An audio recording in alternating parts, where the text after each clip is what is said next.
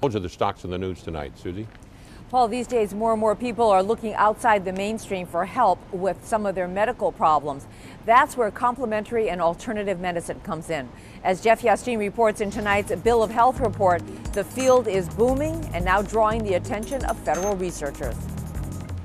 Some people call it holistic medicine, others alternative or complementary medicine, and it covers everything from acupuncture to herbal supplements, hypnotherapy, and more. Now, its results are still subject to debate and investigation, but that hasn't stopped nearly half of all Americans from having used some form of alternative medicine in the past year. And in the process, they've spent more than $27 billion.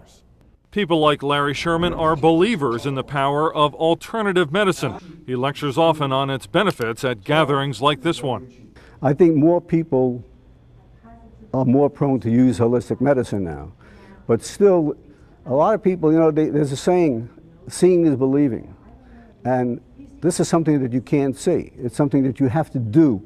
You have to plant seeds in your head just the way you plant seeds in a garden. That garden is big enough that the National Center for Complementary and Alternative Medicine, part of the National Institutes of Health, has a budget of more than $100 million funded by the federal government. The center was created by Congress in 1998, the mission to study the effects of outside the mainstream treatments like acupuncture.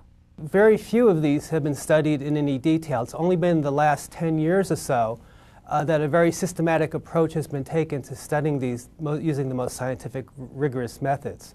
A good example is acupuncture. We're beginning to understand if acupuncture works, what it might work for, and how it might work. Take a few breaths. Practitioners like Brian Sheen say the ongoing federal research has helped bring more mainstream acceptance to complementary and alternative medicine, and he says the growth of the internet is also boosting awareness. Because now it's no longer I have to wait to go to the authority to get my answer when I have my doctor's appointment.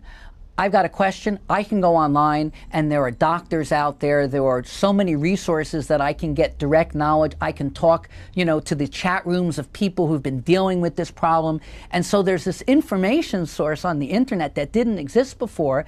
One thing emphasized over and over to us, the research on the safety and effectiveness of many therapies is still ongoing, and no one should use any alternative therapy without consulting their personal physician first. Jeff Yasteen, Nightly Business Report, Bill of Health.